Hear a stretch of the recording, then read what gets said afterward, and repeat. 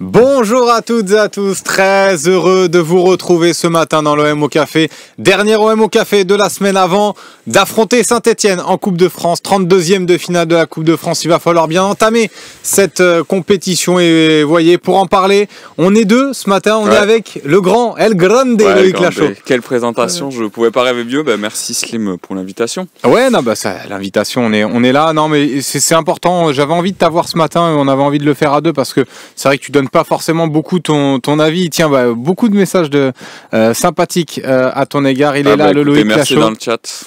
Et ça nous a très à raison, un jour de quiz. Oui, aujourd'hui. On l'attend tous. On l'attend tous. Moi en régie, je vais l'attendre aussi. Et oui, ça va être un bon petit quiz. Je vous l'ai préparé tout à l'heure. On finira par 4 questions.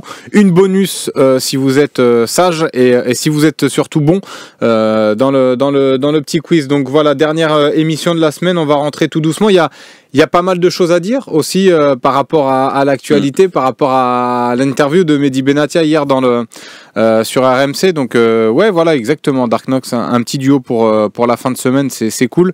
Je voyais que j'en ai vu certains en parler déjà. C'était Immensis Massiliensis qui nous dit, quand il parle de professionnalisme, de rien lâcher contre l'arbitrage, respect, pour rien de cacher. De toute façon, on l'a suivi hier, Loïc, l'interview là sur RMC. Donc, vu qu'on savait on bossait ce matin, on l'a regardé, on l'a surtout écouté avec attention. Donc, c'était moi très intéressant. J'ai trouvé tout ce qu'il a dit. Il n'a pas forcément esquivé tous les sujets. Oui, c'est ça. Il a balayé un peu tout. Là, tu vois, Massiliensis, il parle de l'arbitrage. Toi, tu as aimé son passage. J'ai vu que tu l'as traité ce matin sur le Fossin. Tu as aimé ce qu'il a dit sur l'arbitrage? Je trouve que c'est dans la lignée un peu de ce qu'a expliqué Pablo Longoria en conférence de presse, où forcément il y a un manque de cohérence dans les décisions. Même lui, du coup, qui a été victime de ce manque de cohérence après sa déclaration contre Lyon. Donc c'est dans la lignée de ce que le club, je pense, veut transmettre comme message auprès de l'arbitrage. Et alors, on va voir si ça va avoir un impact dans les jours qui suivent. Mais j'aime bien que l'OM n'hésite pas à envoyer des messages par les médias ou par l'intermédiaire des conférences de presse.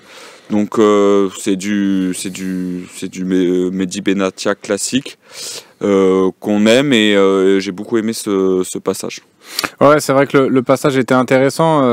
Tiens, Jude Ananas qui nous dit: je suis d'accord avec le boss, les arbitres sont nuls avec un nul majuscule.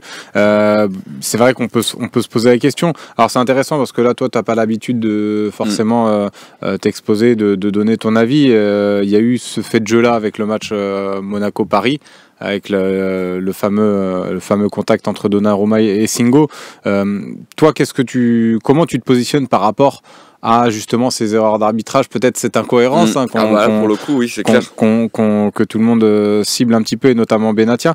Toi, comment tu te positionnes par rapport à ça? Toi, est-ce que tu trouves qu'on en fait trop sur l'arbitrage? Est-ce que tu trouves qu'on se victimise un petit peu? Il y a certains messages comme ça, ou tu trouves vraiment qu'il y a vraiment des incohérences et tu es agacé par ça? Non, je trouve qu'il y a vraiment des incohérences dans le sens où c'est des erreurs qui peuvent avoir des conséquences sur un match. Alors, bon, à Lyon, on va en prendre l'exemple où malgré l'expulsion de Balerdi, l'OM va gagner, mais dans 99% des cas, l'OM perd ce match avec le scénario.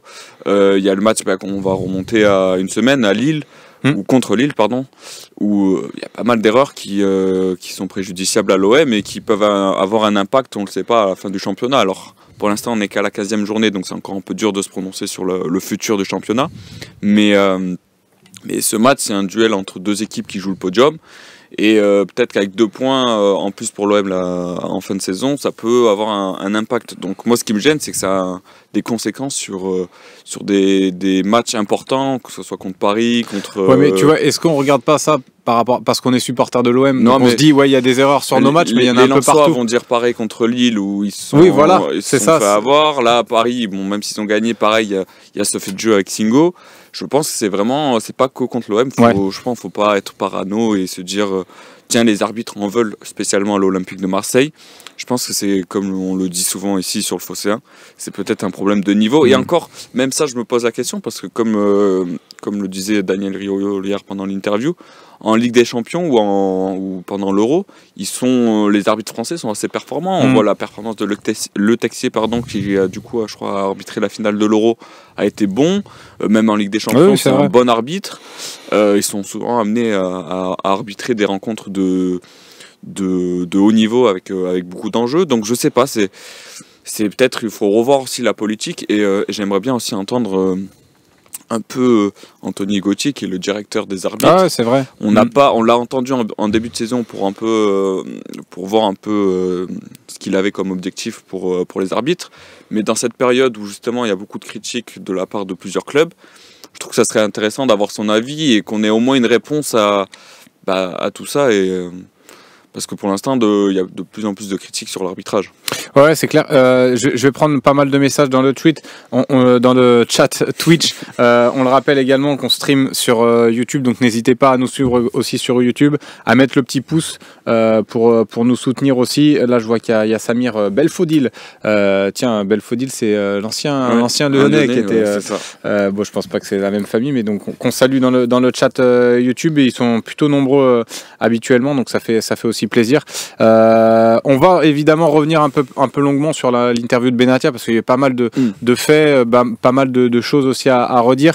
Là, je vois Alfredo qui parle, Alfredo 80 qui parle aussi du passé à la Juventus. J'ai envie d'avoir ton avis aussi sur ça, Loïc, mais on va rester vite fait sur l'arbitrage. Et Jude Ananas qui dit il faut qu'ils prennent des anciens pros en tant qu'arbitre. Est-ce que tu penses que ça pourrait améliorer les choses ? Ça peut aider parce qu'ils ont quand même une certaine connaissance du jeu. Ils vont peut-être avoir une relation avec les joueurs que peut-être les arbitres qui n'ont pas joué en tant que professionnels au football n'ont pas actuellement. Mais est-ce que ça va changer grand-chose ? Je sais pas. Je vois, c'est Gaël Angoula, c'est ça qui c'est ça. C'est pour l'instant un des seuls. Alors il y en a un autre. Je crois que Monsieur Pignard aussi a été joueur professionnel. Ah ouais, oui, je crois. Mais est-ce que je pense pas, c'est déjà ce qui me gêne aussi, c'est dans la communication qu'ils ont avec les joueurs, ce côté un peu, comme on le dit, shérif, cow-boy, peu importe le terme. C'est un peu moi le chef du match et c'est moi qui décide un peu du sort du match. Alors que logiquement, l'arbitre est censé juste prendre des décisions et ne pas avoir d'impact sur le déroulé d'un match. Donc je pense qu'il y a beaucoup de choses à changer, que ce soit dans la façon de, justement, comme je le disais, de communiquer avec les joueurs, dans l'utilisation de la VAR qui est parfois un peu mal utilisée. Et moi, ce que j'aimerais beaucoup, c'est surtout la sonorisation des arbitres. Je pense que déjà, ça changerait quelque chose dans leur façon de se comporter. Quand on voyait les finales de Coupe de la Ligue ou de Coupe de France, où on entendait justement les arbitres parler aux joueurs, je ne trouvais pas qu'il y avait un manque de respect envers les joueurs, justement. Donc le fait déjà d'apporter cette technologie-là, ça pourrait aussi déjà permettre de comprendre comment sont prises les décisions, les communications avec la VAR. Ça permettrait de faire beaucoup de choses. Je sais pas ce que tu en penses. Non, mais si c'est intéressant, mais moi, et là, je vais prendre aussi le message de OM 1330 qui va plus loin que seulement les décisions d'arbitre. Moi, là où je trouve que l'OM est un petit peu trop pointé du doigt, c'est sur aussi la sévérité qu'on a pu voir sur nos dirigeants notamment. Tu vois, Pablo Longoria, il en a parlé en conférence de presse où il n'a pas compris pourquoi il avait été suspendu. Mehdi Benatia, il a fait une sortie, il s'est fait suspendre aussi dans la foulée, alors que tu as d'autres dirigeants d'autres clubs, Campos, qui a fait des sorties, qui n'a pas forcément été suspendu. Il y en a plein d'autres, que ce soit à Lens aussi, il me semble. C'est là où moi je trouve que, au-delà de l'incohérence, je trouve que l'OM est souvent sanctionné plus durement que là, les autres. Je comprends plus ce côté parano pour le coup, comme tu dis, c'est vrai que même Pablo Longoria a raconté l'anecdote contre Angers où justement il se fait suspendre pour avoir interpellé l'arbitre. C'est vrai que certains dirigeants en Ligue 1 se permettent certains propos qui ne sont jamais sanctionnés, et c'est vrai que l'OM là-dessus est beaucoup plus... Alors après, on n'a pas la preuve qu'il y a un complot anti-OM, ça on peut pas le prouver, Mais c'est vrai que c'est plus, voilà, c'est plus surtout les sanctions contre les dirigeants qui sont assez gênantes. Ouais, moi c'est ça qui m'a plus dérangé. Tu sais, il y avait Antonin hier c'était intéressant d'ailleurs, oui. le talk hier, très intéressant très bon talk, avec Bastien Cordeau, Romain et Seb. Steph qui réagit un petit peu par rapport à ça, ça me fait penser, c'est le message de Steph OM qui me fait penser à ça. Il dit oui, on parle d'humaniser aussi les arbitres et de rendre transparent les décisions. C'est finalement ce que proposait Romain. Si tu peux faire un petit récap pour ceux qui l'ont pas forcément vu, toi qui étais à la Real. Oui, bien sûr. Non, il parlait, parce que c'était très intéressant, parce que c'est vrai qu'on n'a pas cet aspect de... Nous, on voit que les décisions qui sont prises, mais c'est vrai que derrière un arbitre ou derrière un joueur, il y a un humain. Et il expliquait notamment que c'est vrai que certaines décisions sont peut-être dues à... Parce que c'est quand même un arbitre pendant 90 minutes qui ne va pas arrêter de faire des efforts. Donc peut-être à un moment donné dans une action, il va avoir une perte de lucidité. On parlait notamment de l'action sur Nadir contre Lens, où il s'est peut-être tapé une course de 80 mètres, et au moment de prendre la décision, il y a peut-être une perte de lucidité qui peut se comprendre. Donc c'est vrai qu'il faut aussi entrer en dialogue, mais il y a ce côté... Pour le coup, là, il avait été bien aidé. Excuse-moi, je te coupe, mais il avait été aidé, puisque là, la VAR avait bien fait son travail, il l'avait appelé, il dit il y a une faute sur l'action, Nadir. Tu le regardes, il n'est pas très loin au final. Oui, il n'est pas très loin. Non, mais je veux dire, il peut se tromper, tu vois, il peut avoir une mauvaise appréciation d'une situation. Aujourd'hui, tu as la VAR pour ça. Donc, il a laissé le jeu se dérouler, la VAR l'a appelé. Mais il ne faut pas qu'il se dédouane de dire il y a une action, parce que pour le coup, cette faute, je ne vois pas comment un arbitre peut ne pas la siffler. Oui, mais il est bien placé, l'autre le pousse des deux mains. Je pense que quelque part, il n'a pas fait volontairement. Non, tu vois, j'imagine. Mais du coup, ça rejoint ce que dit Antonin, ou dans le sens où il faut prendre aussi en compte que ça reste un athlète qui peut-être, à la fin d'un match, peut être fatigué tout simplement d'avoir... C'est surtout, on se souvient du match, c'était un match avec beaucoup d'intensité, où ça partait un peu dans tous les sens. Donc forcément, il y a cet aspect à prendre en compte. Mais après, j'ai l'impression que c'est aussi eux qui se mettent dans cette catégorie, où, comme je le disais, à vouloir être le patron du match, à être peut-être parfois manquer de respect. Romain parlait de l'exemple sur Adi Hutter, où Monsieur Le Texier n'a pas forcément été très poli avec l'entraîneur de Monaco. Donc c'est à aussi faire je pense que les joueurs doivent faire un pas en avant vers l'arbitre, et c'est les arbitres aussi qui doivent montrer plus de respect. Oui, voilà, il ne faut pas non plus dire que les joueurs se comportent toujours très bien. On l'a vu. Moi, je me rappelle Verratti. Je me rappelle l'époque et ils n'étaient pas sanctionnés en plus, mais tu voyais des fois sur les lèvres que c'était vraiment des vraies insultes envers les arbitres. Donc là aussi, ça va dans les deux sens, mais c'est assez juste ce que tu dis aussi. J'aimerais beaucoup, comme je t'ai dit, qu'Anthony Gauthier s'exprime sur ça, parce que ça manque, on a besoin que quelqu'un exprime au moins la ligne directrice qui est prise par la direction de l'arbitrage, pour qu'on comprenne un peu plus les décisions, la façon d'arbitrer les matchs de Ligue 1. Ouais, non, mais c'est clair. Tiens, je voulais reprendre le message. Je l'ai perdu. C'était sur le trio, voilà, de Alfredo 80. Après, on reparlera parce qu'il y a pas mal de questions là dans le chat, comme ils n'ont pas l'habitude de te voir, donc c'est bien d'avoir un avis un petit peu nouveau. On va parler rapidement de ça et du message d'Alfredo 80. Le trio Longoria, Benatia, Ravanelli, tous passés par la Juventus, veulent insuffler ici tout le professionnalisme et l'expérience vécue là-bas. C'est une très bonne chose pour notre club. Voilà le message d'Alfredo 80. Alors, je te lance parce tu m'en as parlé un petit peu ce matin. On en a parlé en off, et je te demandais personnellement quel passage toi t'avais marqué entre guillemets dans cette interview. Et moi, le passage justement que qui m'a en tout cas le plus interpellé, c'est celui-là sur le professionnalisme. Ce qui me plaît, c'est qu'on a l'impression que ce trio-là, et même on peut ramener... on peut aussi parler de Giovanni Rossi, même de Roberto De Zerbi, qui a travaillé en Italie. Donc il n'a pas travaillé à la Juventus, mais qui a aussi travaillé dans ce milieu-là. Et c'est ce qui m'a interpellé justement, c'est que le fait que ce trio-là veut ramener un cadre à l'Olympique de Marseille. On sait que les années précédentes, même dans son histoire, il y a eu beaucoup de problèmes liés à un manque de professionnalisme. Et là, on le sent aussi par le recrutement de certains joueurs. On parle de Bière, qui est aujourd'hui un cadre du vestiaire. Et c'est ça qui me plaît. Il faut un cadre dans ce club, ce qui n'a pas toujours été le cas, comme je l'ai dit.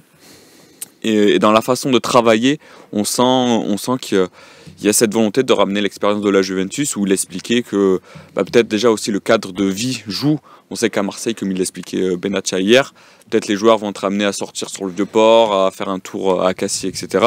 Et là, à Turin, il y a peut-être moins ce cadre de vie aussi qui amène oui, cela. c'est ce qu'il disait. C'est ce qu'il disait. Il y a moins de soleil, il y a moins l'envie d'aller se faire une petite balade à Cassis. Exactement. Et je trouve que c'est important d'amener ce cadre. Si le club veut gagner des titres dans le futur, ça passe bien sûr par le professionnalisme. Alors il reste encore beaucoup de travail parce qu'on n'en est qu'au début du projet, donc forcément c'est pas au bout de 6 mois que les choses vont être révolutionnées, mais ça commence par ça et je pense que l'OM a les bonnes personnes au bon endroit. Tiens, Samir Belfodil qui nous dit si c'est mon cousin. Alors je sais pas si c'est une blague ou pas, mais ça serait beau. Ça serait beau, ouais, en tout cas. Il est content. Il dit ravi que quelqu'un le connaisse, Belfodil. Mais oui, on s'en souvient de lui un petit peu. Ils sont beaucoup sur l'arbitrage quelque part là dans le chat. Je pense que c'est un débat qui anime beaucoup. Je pense qu'une émission de 2 heures. Ouais, mais c'est marrant parce que j'étais sur BFM Marseille mardi soir. On a parlé de l'arbitrage. Mercredi, ils ont fait un débat sur l'arbitrage. Hier, ils étaient encore. Oui, voilà. Hier, ils étaient encore sur l'arbitrage. Donc c'est vrai que ça fait beaucoup parler. Mais je pense, voilà, on va passer un petit peu à autre chose dans cette émission. On va essayer de parler d'autres sujets. Il y avait Jordan qui mettait un message aussi. Je vais pas lire tout son pseudo parce qu'il est long. Il y a des chiffres. Ça, c'est infernal. Très compliqué. C'est infernal sur Twitch. Ils sont forts là-dessus. Nicolas 1717 qui est très compliqué. 170. Ça dépend comment tu le lis, voilà, en fait. C'est ça. Mais bon, là c'est Jordan, c'est un peu moins compliqué. Jordan 993. Salut Loïc et Slim, petite question pour vous. Trouvez-vous une amélioration? Je parle en termes de jeu depuis le 3-4-3. Honnêtement, au-delà des résultats, parce que évidemment on est très satisfait des 10 points sur 12, mais est-ce que toi tu vois, Loïc, une amélioration dans le jeu? Parce que lui nous dit, moi j'en vois pas plus que ça. Vous en pensez quoi? J'aimerais aussi avoir votre avis, car lui il avait bien aimé l'avis de Romain, notamment Romain Hering, qui avait fait les 6 premiers mois de Zerbi et qui était un peu plus mesuré. Pour le coup, je le rejoins. Je trouve qu'on fait toujours, on est toujours efficace devant le but. Je trouve que c'est pour le coup, on a gagné beaucoup de points grâce à ça, parce que forcément en occasion, on regarde le match contre Monaco, on s'impose, mais au final, si on revoit le match, il n'y a pas tant d'occasions que ça. Contre Lens, il y a une première mi-temps assez compliquée. Contre Lille, je crois que c'est Romain Hering qui disait on ne sait pas quelle équipe a joué en Ligue des Champions 2 jours plus tôt. Si personne ne le sait, on aurait pensé que limite l'OM avait joué en Ligue des Champions 2 jours plus tôt avant le match. Alors moi, tu vois, il y a eu un moment en deuxième période où on avait vraiment le dessus sur eux, tu vois, oui, je suis d'accord. Sur Lille où on aurait pu faire la différence. Mais ça reste quoi, c'est 15 minutes sur le match. Oui, c'était 15-20 minutes.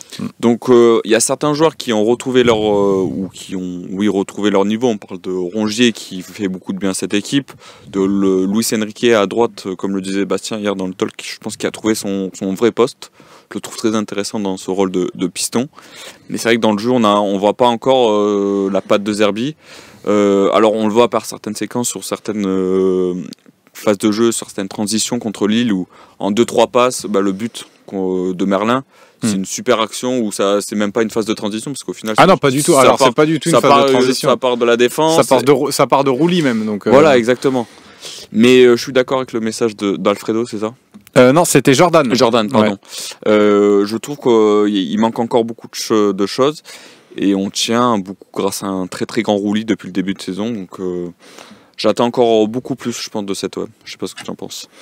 Moi, j'en attends beaucoup plus. Après, je m'attendais pas non plus après le match d'Auxerre, à ce qu'on maîtrise 90 minutes le match de Lens, le match de Monaco. Il y a aussi une adversité en face aussi qu'il faut prendre en compte. Le match de Monaco, je trouve que la première mi-temps a été plutôt maîtrisée. Alors moi, ce que je regrette un petit peu, je trouve qu'on est un peu inoffensif. Toujours, tu vois, dans ce système-là, je trouve qu'il va te manquer à un moment donné un atout offensif ou un peu un milieu un peu plus créateur, peut-être. Je sais pas, mais moi, je trouve que ce système-là te permet pas forcément d'avoir trop de situations dangereuses. Alors après, il y a eu le match contre Saint-Etienne qui était un petit peu différent, parce que Saint-Etienne nous a attendu et était très faible. Mais contre les plus grosses équipes, tu vois. Alors autant tu t'es un petit peu, tu t'assures un petit peu une assise un peu défensive, mais après je trouve que dans l'animation offensive il y a encore de l'amélioration, mais J'attendais pas à ce qu'on maîtrise totalement. Donc moi, bien sûr, évidemment, on se rejoint sur le fait que on attend encore un peu plus de cet OM là, mais je trouve en tout cas déjà dans l'attitude des joueurs. Et je l'avais dit après le match contre Monaco, où ce qu'on avait vu à Monaco dans l'attitude, dans la combativité, ça doit être la norme de notre saison. Et je trouve que depuis ce match-là, même on peut remettre Lens un petit peu avant, je trouve qu'on est vraiment sur le bon chemin. Donc, et même en phase de pressing, je trouve qu'on arrive à mieux presser, que ça passe aussi par l'attitude, où on a des joueurs qui montrent plus d'envie. Mais je trouve que dans les contre-pressing ou dans ces phases-là, on est plus intéressant, on arrive à récupérer plus de ballons hauts. Mais oui, il manque beaucoup de choses, c'est sûr, mais c'est déjà, franchement, être deuxième après 15 journées, pour le coup, on est pleinement dans les objectifs. Et ce qui est intéressant, c'est que dans les grands matchs, l'OM répond présent. On avait l'habitude de perdre souvent des points face à des concurrents en direct, que ce soit sur Rudy Garcia, sur Villas-Boas ou même Sampaoli. Et cette année, l'OM, face aux gros, répond. Ce qui est plutôt étonnant, c'est que face aux petites équipes qui nous attendent bas, on a beaucoup de mal à créer du danger. Ouais, tiens, c'est vrai ce que dit OM 1330, l'OM deuxième meilleure attaque de Ligue 1 quelque part. Parce que on a beaucoup de réussite. Hein, oui, parce que je pense qu'il répondait un petit peu au fait que je dise qu'offensivement on a un petit peu de mal. Oui, c'est je trouve tu vois, contre Lille, en seconde période, t'as quelques situations dangereuses, mais t'en as pas pléthore non plus. T'as l'occasion. C'est Lille qui a les meilleures occasions au final. Ouais, c'est Lille en première période. Après, c'est des occasions que t'as aussi un peu données. Oui.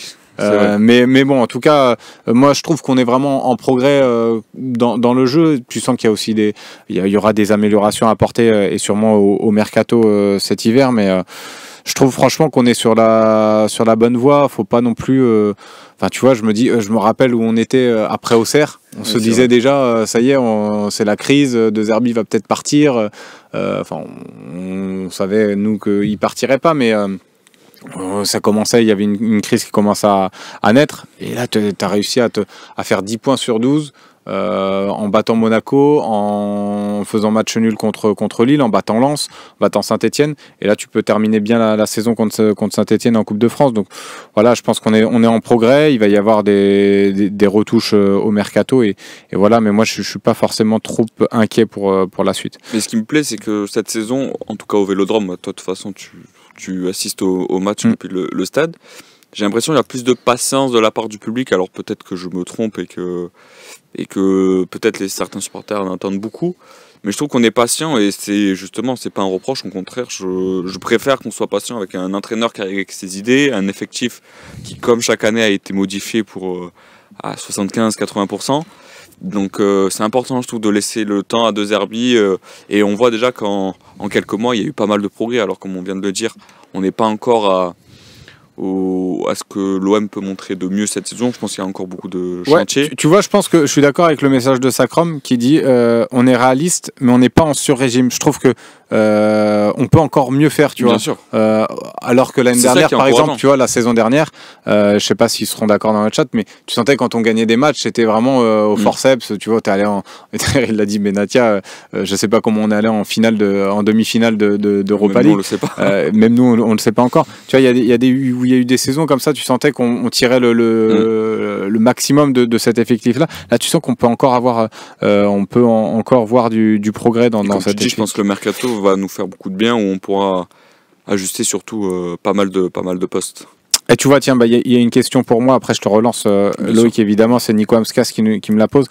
Du stade, tu as vu Lille meilleur que Monaco? Honnêtement, ouais. Oui, tu vois, avant les deux confrontations, que ce soit Monaco ou Lille, on m'avait posé la question dans le chat, j'arrivais pas trop à répondre. Moi, j'avais beaucoup suivi les matchs de Lille, même Monaco, j'ai pas mal regardé aussi en Ligue 1.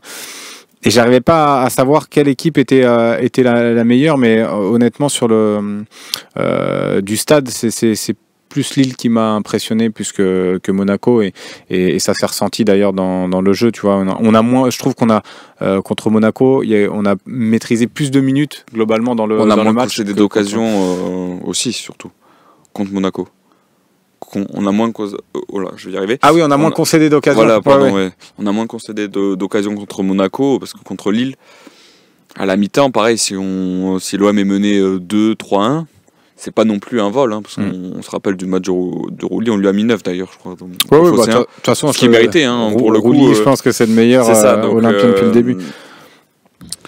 Donc oui, mais est-ce que toi aussi tu rajoutes Lyon dans ce groupe qui depuis, alors ils ont connu un début de saison, là c'est plus le même Lyon qu'on a affronté en septembre dernier. Mais déjà le match, enfin Lyon, si on se refait le match, au-delà de il y a la suspension de la joie, après il y a l'expulsion de Balerdi qui tue le match évidemment, mais si tu te refais le match, honnêtement, tu dois le perdre presque. Nul, c'est déjà un bon résultat. On était acculés, tu vois, un nul, ouais, ça aurait été déjà un bon résultat. Là, tu te retrouves à le gagner. Non, après, Lyon, ça reste une belle équipe. Ils ont une...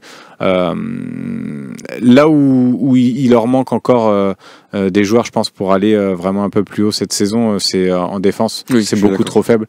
Moi, je vois pas comment tu peux aller titiller un peu le podium avec une défense avec Caleta Tchar, par exemple. Non, mais, et c'est pas parce que pour le cibler lui, mais je trouve que défensivement ils sont un petit peu trop friables, mais en revanche offensivement, ouais, ils sont plus forts que nous, je pense.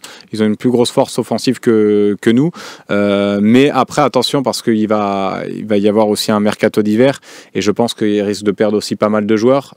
C'est un club qui est on le dit pas beaucoup dans les médias, mais qui est en grande difficulté aussi, un petit peu financière et avec la DNCG. Donc moi j'attends de voir aussi le mercato, comment eux ça va se combiner pour eux, parce que s'ils perdent aussi beaucoup de joueurs, c'est ça. S'ils perdent un Ryan Cherki, comme on a vu un peu les dernières rumeurs, et ça peut leur faire beaucoup de mal pour le coup, parce que Tiens, exactement. Tiens, Jean Foot qui est d'accord avec moi. Lyon, faudra voir au mercato d'hiver s'ils perdent Cherki et Fofana. Ça peut leur faire mal. Fofana, en plus, c'est un ailier un petit peu déroutant, mais il est pas toujours titulaire non plus. Mais tu sens que tu vois, quand tu fais rentrer, Fofana, Lacazette, tu vois que quand t'as ça, cette armada-là sur le banc, c'est sûr que c'est assez. Même un Nuama qui joue pas beaucoup cette saison, ça reste quand même un jeune avec beaucoup de potentiel. Donc ouais, ça reste une équipe à surveiller. Tiens, on parlait de pseudo un petit peu compliqué dans le chat. Il y en a un aussi, c'est quand chiffre, lui, c'est ça, c'est fort. 196 98 405, c'est son numéro de téléphone. Appelez le numéro de téléphone. Non, mais franchement, donc ça c'est pas forcément évident, mais voilà, il rigole un petit peu du message de Saona 13 qui dit, Saona 13 disait, il faut peut-être se méfier quand même de Saint-Etienne ce week-end. On va basculer un petit peu dans l'avant-match. Il faut se méfier de Saint-Etienne. Ça sera pas forcément le même match. Est-ce que toi tu es plutôt confiant, et je vais même aller plus loin, est-ce que toi sur ce match-là tu irais à faire tourner l'effectif un petit peu pour relancer certains joueurs? Alors pour déjà répondre à la première question, oui, je suis plus trop confiant. Je vois pas comment un effectif qui a changé d'entraîneur, donc en plus c'est officiel, ils ont eu c'est un entraîneur danois, Eric, j'ai plus le nom. Corneliud, un truc comme ça. Oui, je suis pas sûr. C'est pas Cornelius. Ils ont changé d'entraîneur avec le départ d'Olivier Dalloglio. Je vois pas comment parce qu'en plus Orneland, voilà, je savais que c'était Eric Orneland. Donc tu étais pas du tout. Non, moi j'avais le L. Ouais. Et qu'est-ce que je te dis? Oui, si on avait affronté Saint-Etienne en septembre et qu'on les affrontait maintenant, je t'aurais dit peut-être qu'il y aurait un changement de visage. On les a affrontés il y a 2-3 semaines. Je vois pas comment cette équipe peut changer de visage. Et quand je vois la marche qu'on avait contre cette équipe, je vois pas comment ils peuvent nous inquiéter. Alors, bien sûr, ça reste un match de football, il peut tout arriver, bien sûr. Mais le fameux media training, comme dit Seb. Mais je vois pas comment cette équipe peut tourner. Et pour répondre à ta deuxième question, oui, je ferai tourner. Alors, je vais pas changer 90% du 11 titulaire, mais je mettrai déjà Delange pour le récompenser un peu comme tu disais, toi, t'avais un peu des infos au club, comme quoi ils étaient contents de son travail au club. Exactement. Donc c'est intéressant de le récompenser pour ça. Je mettrai Eliwahi pour essayer de lui redonner la confiance, parce qu'à un moment donné, il va falloir... c'est bien ce que fait Longoria et Benassia de publiquement lui apporter du soutien, mais c'est sur le terrain où il va falloir que lui-même ait ce déclic mental et qui marque forcément des buts. Donc je mettrai Eliwahi et je ferai une petite rotation avec par exemple un Jonathan Rowe, je le mettrai dans le trio offensif pour lui aussi essayer même au-delà de ça de le faire partie de l'effectif, parce que là ces derniers matchs il est rentré souvent à la 90e, donc c'est dur aussi pour lui de d'être inclus dans ce groupe. Donc je ferai pas mal de changements. Tiens, c'est intéressant. Il y a pas mal de sujets. On en profite que tu sois avec nous, Loïc. Il y a Name37 qui dit il le surprotège Wai. Alors, est-ce que son message veut dire que, à son sens, il le protège un peu trop? Mais toi, tu trouves que c'est bien cette communication-là par rapport à Eli Wai? Hier, on avait Idriss qui me disait que lui croyait encore justement en ce joueur-là. Est-ce que toi, tu crois encore à Eli Wai? Comme on disait jeune, je suis encore dans le train. C'est vrai? Moi, je crois encore en Eli Wai.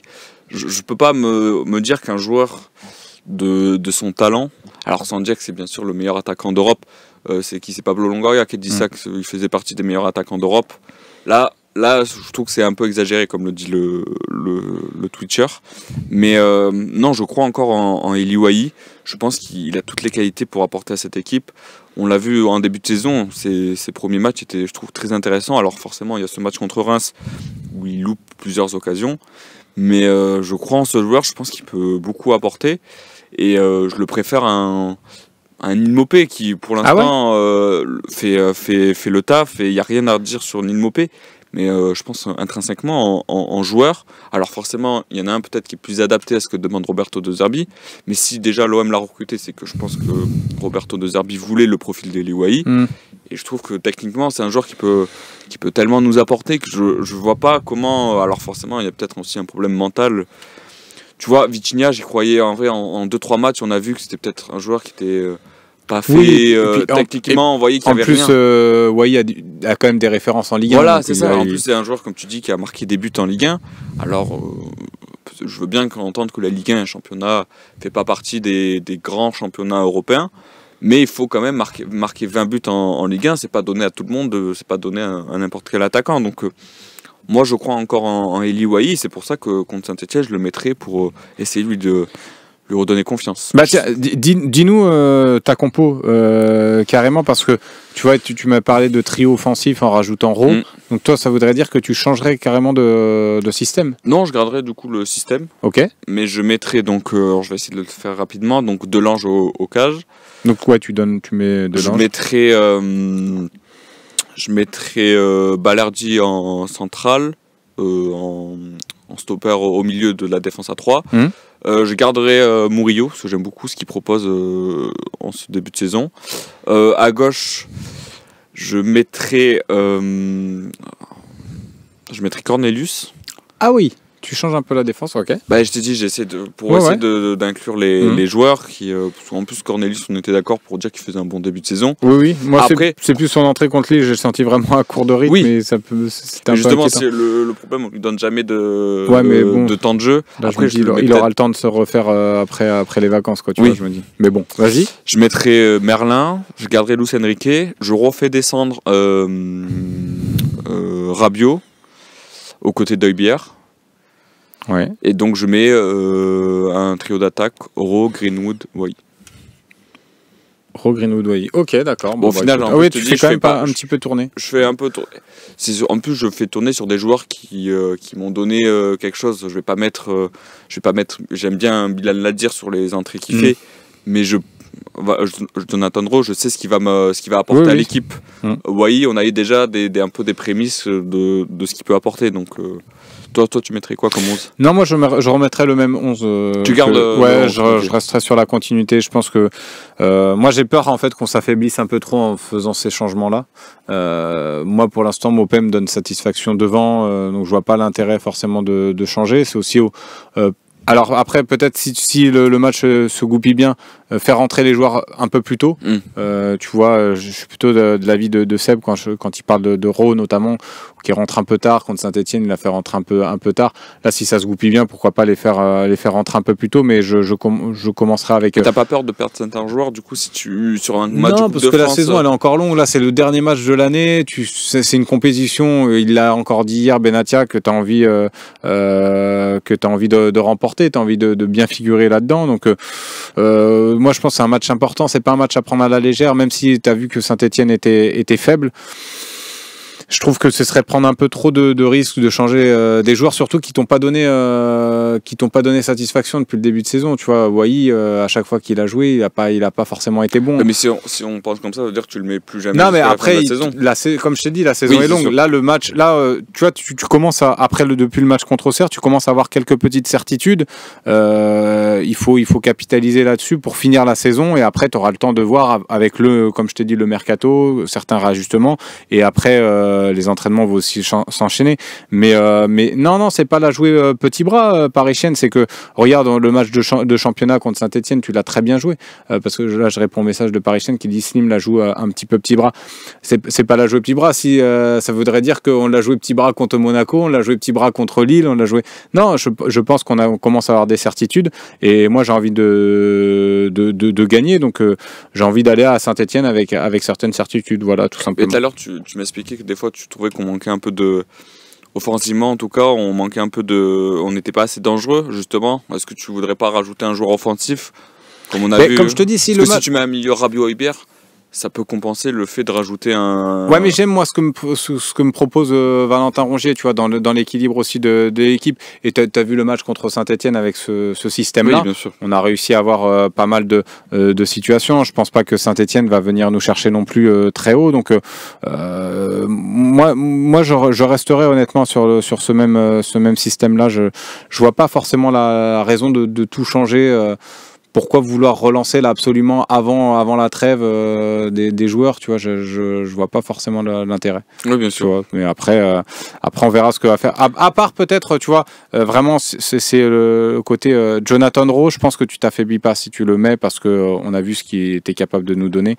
Un Geoffrey Delange qui visiblement est un très bon gardien. Là, il y aura peut-être discussion, mais tu peux t'affaiblir si par exemple on va au penalty. Oui, après, on voit ce que donne Rouli ouais. sur ce début de saison, sur les pénaltys. Alors bien sûr, le but c'est de gagner au bout des 90 minutes. Et maintenant, avec cette nouvelle formule sans prolongation, c'est une donnée à prendre en compte. Ouais, non, c'est sûr. Donc c'est pour ça le côté. Mais après, peut-être qu'il s'était déjà mis d'accord en début de saison avec Geoffrey Delange qui jouerait la Coupe de France. C'est vrai qu'en plus de Zerbi avait dans son passé l'habitude d'alterner un petit peu. En Coupe d'Europe, je crois qu'il changeait. Donc c'est pour ça que je pense qu'il y a des chances aussi de voir Geoffrey Delange contre Saint-Etienne. Mais sinon, voilà. Tiens, Saona 13 qui aimerait bien voir aussi retitulaire. Si on s'appuie sur la même défense avec Rabiot-Hojbjerg au milieu, où est le risque Slim? Non, mais c'est pour ça que je dis, le seul, moi, que j'accepterais dans peut-être dans la rotation, c'est un Jonathan Rowe offensivement. Mais c'est pour ça, moi, les changements que j'ai fait, je trouve qu'on perd pas. Peut-être que on est peut-être. Du coup, on n'est pas d'accord sur. Moi, c'est le Cornelius contre Lille. Oui, c'est son manque de rythme qui m'a un petit peu, qui m'inquiète un petit peu. J'avais pensé à Brassier, mais. Brassier, le truc, c'est que Non, mais tu vois, Brassier, même là, il est sur le départ, tu sens qu'il est plus constant. Oui, non.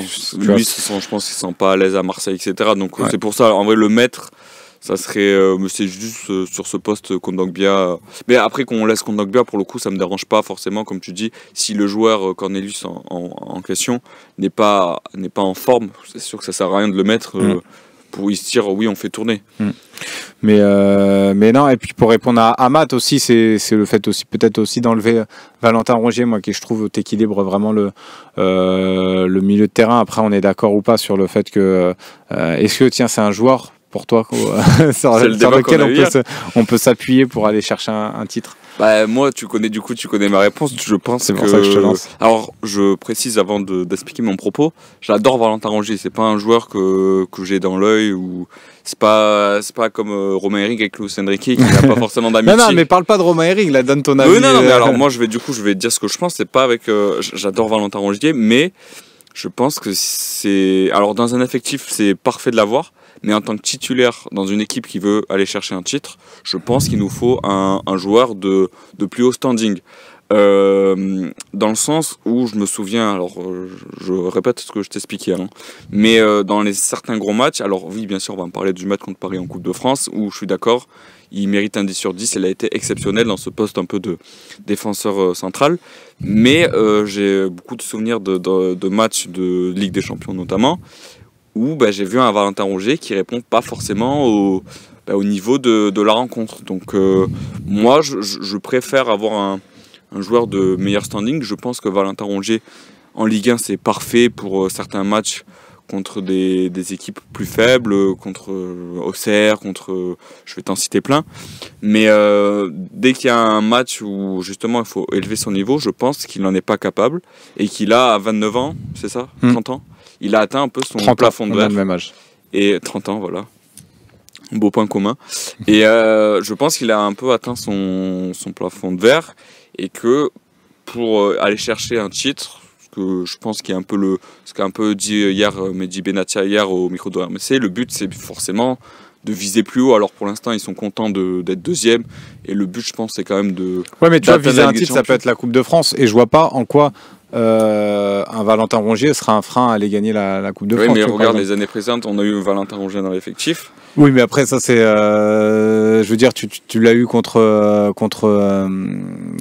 Paris Saint-Germain en Coupe de France, tu as fait un match exceptionnel, peut-être que si tu l'as pas tu te qualifies pas contre le PSG.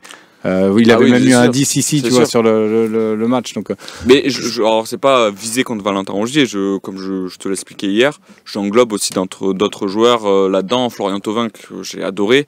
Je pense qu'il manquait quelque chose pour permettre à l'OM surtout on parle de ça pour concurrencer le PSG.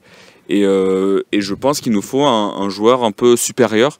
Alors j'adore la mentalité du joueur et comme j'ai dit là, comme on disait tout à l'heure, son retour au milieu de terrain au final a apporté beaucoup de choses. Contre Lens il a marqué, contre Monaco il a apporté beaucoup de stabilité. Donc c'est ça, donc peut-être que si tu n'avais pas mis Rongier là tu serais peut-être même plus bas au classement, tu serais peut-être en crise. Oui, mais finalement il est quand même important dans cet effectif-là. C'est que des pour le coup. Oui, non, mais voilà, mais en tout cas, comme le disait Seb, c'est intéressant ce qu'il dit. Est-ce que pour toi les résultats, la bonne forme de l'OM, c'est dû à l'apport de Valentin Rongier au milieu de terrain ou c'est au fait de changer de système? Non mais alors c'est facile comme réponse, mais c'est blanc. Mais voilà, c'est ça en fait. Je pense que c'est un peu des deux. Tu as aussi le fait de mettre un Luis Enrique à ce poste-là. Je trouve qu'il lui correspond aussi bien. Il a été beaucoup pointé du doigt sur le Phocéen, mais je trouve qu'il fait à ce poste-là, il est irréprochable. Mais Valentin Rongier aussi est une des raisons, des plus grosses raisons sur le fait que l'OM se porte bien aussi. Le fait qu'on est aussi passé dans cette défense à 3 qui rassure un petit peu, et quelque part c'est un peu malheureux, mais cette défense à 3 là, Roberto De Zerbi l'a fait aussi pour rassurer un peu Balerdi. Je dis c'est malheureux parce que normalement c'est censé être un de nos tauliers, et il a fait ça pour le mettre un peu dans le confort, pour avoir deux joueurs à côté de lui. Alors certes il a une grosse responsabilité dans la construction du jeu, mais je trouve que c'est quand même dommage d'avoir voulu changer son système pour le mettre dans le confort, ce défenseur là qui est censé être aussi ton taulier. Donc voilà, tu as trouvé aussi une formule qui marche avec le système et l'apport de Rongier qui t'équilibre aussi le milieu de terrain. Si tu mets par exemple, comme je le disais tout à l'heure contre Saint-Etienne, un milieu Rabiot-Højbjerg, peut-être que tu peut-être après faudrait le voir peut-être. Alors moi pour le coup, j'espère pas le voir contre Saint-Etienne parce que je t'ai dit, j'espère voir la même compo, mais on verra. En tout cas, peut-être que c'est ce qu'il va faire. Du coup, ils en pensent quoi dans le chat? Ils sont un peu partagés. Il y en a qui sont d'accord avec toi, d'autres qui disent que tu vois, il y a Matt qui dit Rongier, on peut le faire souffler à Saint-Etienne, on aura besoin de lui pour le championnat. C'est plus dans une logique de rotation. Albo Marseille est pas forcément d'accord. Il dit c'est peut-être Rongier aussi qui rend les autres meilleurs. Donc voilà, c'est un peu partagé. Green Tafab qui n'est pas d'accord avec Loïc. Sur ce débat, personne n'a raison, personne n'a tort pour le coup. Non, après, mais bon, en tout cas, moi, sur ce que je l'entends, le côté relancer les joueurs, si tu donnes pas un peu de minutes aux joueurs, tu les relances jamais. Mais là, je pense que sur cette fin de saison-là, j'ai envie de continuer et capitaliser sur ce qu'on a fait de bien, et j'ai pas envie en fait, moi, c'est que j'ai une crainte de m'affaiblir en mettant des joueurs comme Wai par exemple devant, qui aujourd'hui est en mal de confiance. Je trouve que Mopé est plutôt performant, donc j'ai peur de m'affaiblir et de vivre une petite déconvenue, et si tu perds contre Saint-Etienne, finalement ta saison elle est tu te fais éliminer sans dire perdre, mais tu vas au tir au but parce que t'as pas forcément fait le match qu'il fallait. Je pense que moi voilà, il faut y aller avec les certitudes que tu as, et après on verra pour la suite de la saison. Il y aura la trêve, il y aura les entraînements, il y aura d'autres matchs de Coupe de France peut-être pour relancer certains joueurs, mais là aujourd'hui avec la forme actuelle des joueurs, je pense qu'il faut continuer là-dessus. Là-dessus, je vais m'étouffer. Tiens, vous pensez qu'il faut titulariser Delange pour le coup? Toi, tu nous as répondu. Parce que toi, du Loïc. coup, c'est quoi un peu parce que toi, tu as eu l'occasion, du coup, après la conférence de presse de Pablo Longoria, d'avoir un peu cette discussion autour du gardien. Qu'est-ce que tu as eu un peu comme retour sur Jeffrey Delange? Non, mais ce que je disais, il me semble que je l'ai dit. Oula, attention, on va pas s'étouffer en direct. Ce que j'ai dit hier, il me semble, dans l'OM au café, c'est que non, mais au club, ils ont une grande estime pour Jeffrey Delange et ils nous ont dit, malheureusement pour lui, il est barré parce qu'aujourd'hui, il y a un Geronimo Rulli qui est extraordinaire, mais il croit énormément en ce gardien-là et c'est pour ça que je pense qu'il y a des chances, tu vois, qu'il joue dimanche, parce que je pense qu'ils vont aussi vouloir peut-être avoir le récompenser un petit peu en quelque sorte sur ce. Toi, tu le mettrais? C'est pas évident. Hein. C'est pas évident parce que comme je t'ai dit, en fait, comme on le connaît pas. Moi, je me base là sur ce qu'on nous a dit et pour le coup, nous on le connaît pas forcément. Alors, on avait discuté avec son entraîneur des gardiens à Go Ahead Eagles, là, son équipe aux Pays-Bas, qui m'en a dit aussi le plus grand bien. Je lui ai parlé là il y a quelques jours aussi. Il m'a dit qu'il n'était pas étonné qu'il y ait aussi ce discours-là au sein du club. Donc il y a beaucoup de sons de cloche très positifs sur ce gardien-là. Je suis curieux en fait de le voir, mais c'est dur. En fait, je sais pas trop comment me positionner honnêtement. Comme je te disais tout à l'heure, c'est vrai qu'il y a aussi l'aspect tir au but à prendre en compte. Et comme je le dis, pareil, vu qu'on connaît pas ce gardien, est-ce que c'est un bon... Mais tu vois qu'il soit autant dithyrambique sur un gardien, tu vois, j'ai jamais entendu. Sur un deuxième gardien, oui. J'ai jamais entendu des gens au club vanter les mérites de Blanco, par exemple, quand Paul Lopez jouait, ou tu vois, c'était. Il y avait Yohan Pelé quand Mandanda était là, ou. Oui, après Yohan Pelé, c'était un gardien qu'on connaissait un peu plus de la Ligue 1, tu vois. Référence, je suis d'accord. Mais là, le fait que au club, on soit vraiment à louer ce qu'il fait, c'est ça qui me fait dire que peut-être. Avec ce gardien-là, tu t'affaiblirais pas, tu vois, contre Saint-Etienne. Et qui a visiblement un très bon jeu au pied aussi, donc pour jouer et c'est pour ça qu'il avait été recruté au départ. Voilà, et il est 11h46, on a fait une bonne petite émission ensemble. On va passer au quiz. Tu peux rester si écoute, tu veux pour le petit quiz. On avait dit, on dévoile un peu les offs. Je reste 20 minutes au final. Il est 11h47. Voilà, on a fait une bonne émission ensemble. Oui, non, ça fait plaisir. J'étais content là d'avoir ton avis.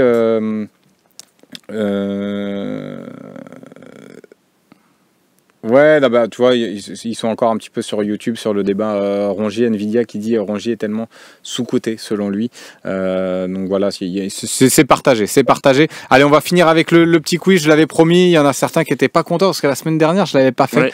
Mais parce que j'étais pas content non plus. Ouais, mais j'avais fait mon dernier OM au café un mardi. J'avais pas pensé, mais c'est vrai, j'avais manqué à mes devoirs. Donc on va faire, et vous avez intérêt à être bon, notamment Sauna 13 là, qui fait partie des personnes qui me l'ont réclamé.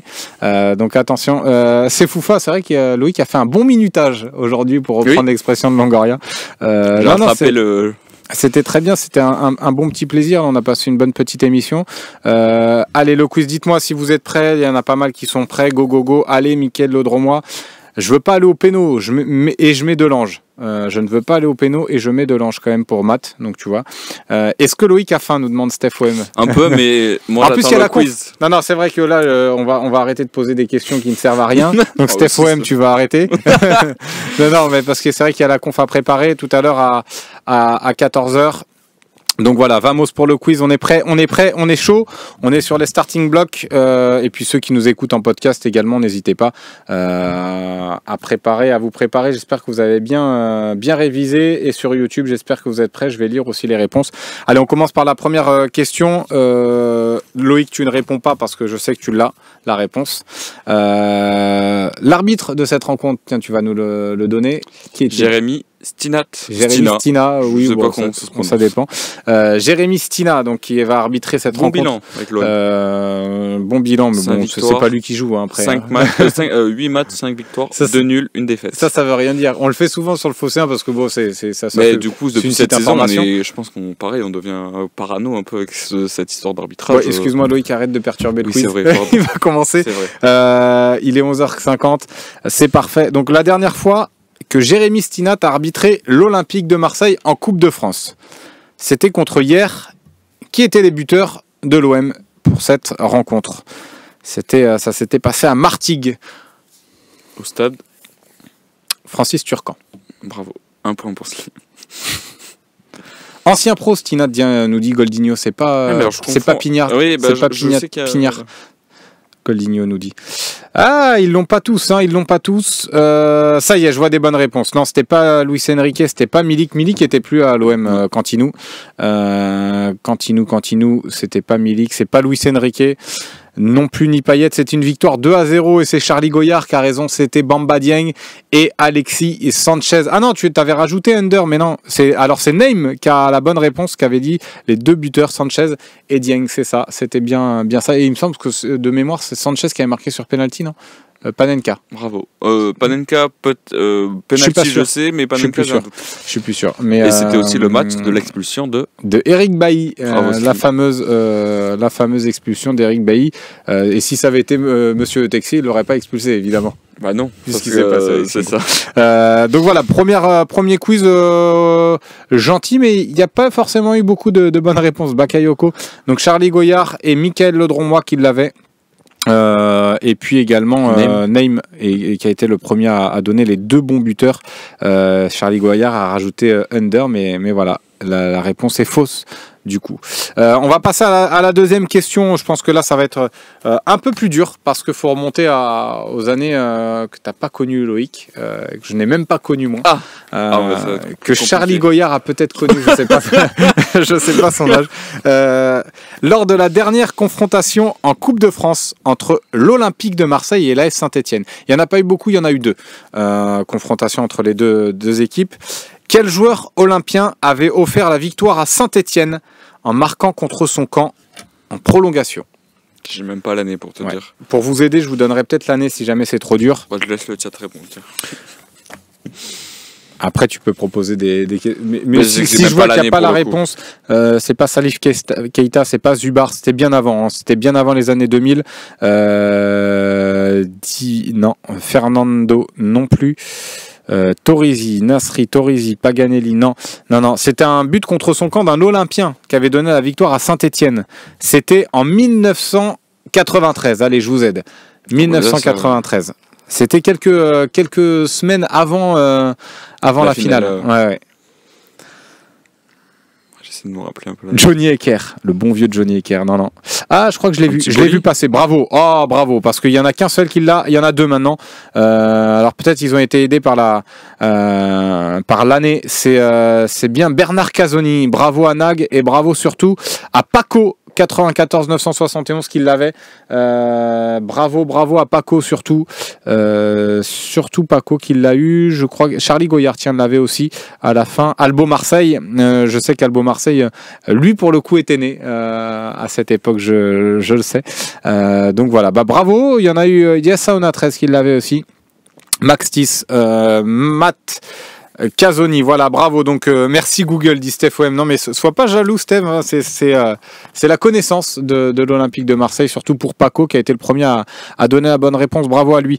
Nico Amskas qui se fend d'une petite vanne. Paco Rabanne. Bon, c'était facile. C'était facile, mais bravo à Nico Amskas qui, à défaut d'être bon sur le quiz, a beaucoup d'humour. Visiblement. On va passer à la troisième question de ce petit quiz. Avant-dernière question. Lors de la dernière édition de Coupe de France, où nous sommes allés en finale, où l'Olympique de Marseille est en finale, contre quelle équipe nous avions joué en 32e de finale? Puisqu'on y est, là, on est en 32e de finale cette saison. On est en finale. Donc c'est l'année Mitchell. J'aiderai pas, j'attends de voir dans le chat si... Ah, je crois que je l'ai. Vas-y. Quand? Oh, oui. Bravo mon Loïc. Bravo Victor mon Loïc Lachaud. Victor au tir au but avec un très grand Steve Mandanda. Parce que voilà, on l'a beaucoup critiqué ces derniers temps. On a dit Jérôme Rouli est meilleur que lui. Mandanda arrête pas de penalty. 3 tirs au but arrêtés dans cette séance. C'était le seul tir au but marqué par Caen, c'était Yaya. le défenseur tunisien. Yaya qui avait marqué pour Caen, pas et Yaya pour Touré, Marseille, hein. c'était... Non, pas Yaya Touré, non. Non. Tiens, tu es de la même, J'essaie t'es de la même comédie, du même comédie club que Nico Amskas. Et tiens, le premier qu'il avait, c'est le fameux Nicolas, 171. Ah, ben voilà. Qu'il a eu. Bravo à Nicolas, qui est le premier à avoir trouvé la Ça avait réponse. fini à 0-0 ? Ça avait fini à un but partout. Ok. Non, 0-0. Ah, c'est ça. 0-0. Ouais. Et 3-1 au tir au but. 3-1 au tir au but, c'était Diarra Batshuayi qui avait marqué, l'autre, je ne l'ai plus. Je l'ai plus, l'autre tireur qui avait marqué pour l'OM. Donc, non, bravo, il avait arrêté 3 tirs au but. Note sur 10 sur le Phocéen pour Mandanda, nous rappelle Maroun Khoury. Alors, nous, on n'était pas au Phocéen à l'époque, donc on s'en souvient pas. Mais bravo Loïc, surtout, parce que tu es le premier merci à l'avoir trouvé. Et allez, la petite dernière question, elle est pas mal. Je pense que je peux avoir la réponse. Je pense que tu peux avoir la réponse. Alors là, c'est un plus classique. C'est un joueur qui est passé par l'OM et l'AS Saint-Etienne. Okay. Je vous liste ces clubs dans l'ordre et vous devez me dire de quel joueur il s'agit. Donc voilà, je vais vous lister sa carrière. On me demande c'était quand la réponse. C'était en 2016. Le match était en début janvier 2016. Oui, c'est souvent début janvier, premier tour. Ouais, bah là pour le coup ça a changé. Maintenant c'est fin décembre. Loïc a les réponses sous le coude. Non, Loïc ne triche pas. Là pour le coup, il a pas de tricher, il a pas de feuille. Je suis témoin et je veille à ça parce que sinon c'est la règle sur les doigts. À l'ancien temps, on est à l'ancienne. Il y a le carton rouge à côté. Il y a le carton rouge, il y a les cartons jaunes, il y a les petites biscottes, c'est parfait. Allez, je vous liste les clubs dans l'ordre et vous devez me dire de qui il s'agit. Il commence sa carrière à Montpellier. Ensuite, il s'en va à Napoli, en Italie, puis à Nîmes, à l'AS Saint-Etienne, à l'AJ Auxerre, au FC Barcelone, à l'Olympique de Marseille, l'Inter Milan, et il termine sa carrière au grand Manchester United. De qui il s'agit? Ah ben je l'ai. Attends. Laisse le chat peut-être trouver. Bon, déjà, je vois qu'ils sont bons dans le chat. Il était facile. Ce dernier, j'ai voulu finir en beauté, tranquillement, pas trop dur. Facile. Blanc. Trop facile, nous a dit Charles Goyard. C'est bon. Oui, je sais que tu l'avais. Laurent Blanc, et bravo à Néo Blue Pill qui l'avait. J'ai fait un facile pour terminer. Tout le monde le disait avant la question. C'est vrai, je l'ai vu passer avant la question. Je me suis dit, mince, ils m'ont grillé. Mais voilà, c'était un petit facile pour terminer en beauté. J'avais pas souvenir qu'il était passé à Saint-Etienne pour le coup. Ouais, et bah si. Et il est passé. Je m'attendais à Zoumana Camara. Non, ça aurait pu être Zoumana Camara, mais c'était bien Laurent Blanc. Allez, on en fait un petit bonus pour la route. Tu me fais plaisir. Là, je le fais de tête. Ah. non. Qui est le dernier joueur à avoir porté les couleurs de l'OM et en même temps de l'AS Saint-Etienne? Cabella. Non. Là, c'est un défi de rapidité. Celui qui gagne, il gagne tout mon respect. C'est pas Gomis, c'est pas... Dernier joueur. Ah, il y a une bonne réponse. Il y a une bonne réponse. De tête, je l'ai pas. Il l'a. J'ai accepté 2 réponses sur ce coup-là. Donc, Pas Cabella. Non, c'est pas Cabella, c'est pas Brandao. C'est pas Matt Moussilou, chez Las Vegas, le bon vieux Matt Moussilou. Ah, il y avait Mopé. Non, il a joué à Saint-Etienne. Bravo. Ah. C'est Mopé, je l'avais même pas. J'avais même pas préparé. C'est Neil Mopé. C'est Neil Mopé, mais parce que sinon c'était Verretou et Aubameyang qu'on jouait et qu'on quittait l'OM cet été. Jordan Verretou. Mais bravo Loïc. J'ai trouvé une faille dans ton un beau pied de nez. Un beau contre-pied. J'avais même pas prévu celle-là. C'est vrai que j'avais pas pensé à Neil Mopé. Mais c'est Neil Mopé. Bravo à Cri qui l'avait également. Bravo à Phénoméno. Bravo à Max Tis. C'était un petit piège. Nico Amskas qui l'a également. Mopé. Voilà le dernier quiz de l'année 2024 pour conclure l'émission. Merci Loïc, merci Loïc d'avoir fait l'émission avec moi. C'était un vrai plaisir. Énorme, Loïc. Ouais, bravo, il a été bon avec ce Neil Maupay. Même moi, il m'a mis un petit contre-pied là-dessus. Voilà, donc conférence de presse cet après-midi de Pablo Longoria, de Roberto De Zerbi et Amir Murillo. C'est le joueur qui sera présent en conférence de presse cet après-midi. On se retrouve nous le dimanche à 14h45, mais prise d'antenne 13h45 sur le Phocéen pour le dernier match de l'année 2024. On espère terminer en beauté. Donc, comme d'habitude, 4 heures de direct. Il y aura Idriss Kasmi, il y aura Romain Canuti, on aura Romain Herring également et je serai présent. Romain Herring qui sera en direct du stade aussi au Chaudron. Donc voilà pour la petite présentation sur nos émissions. Je m'entends en retour, donc on va couper l'antenne. J'espère que vous m'entendez pas vous en retour. Passez une très très belle journée. Je vous remercie de votre fidélité. C'était mon dernier OM au café en tout cas de l'année. Donc voilà, je vous remercie pour votre fidélité, pour vos messages aussi, toujours sympathiques à mon égard. Un grand merci à vous tous.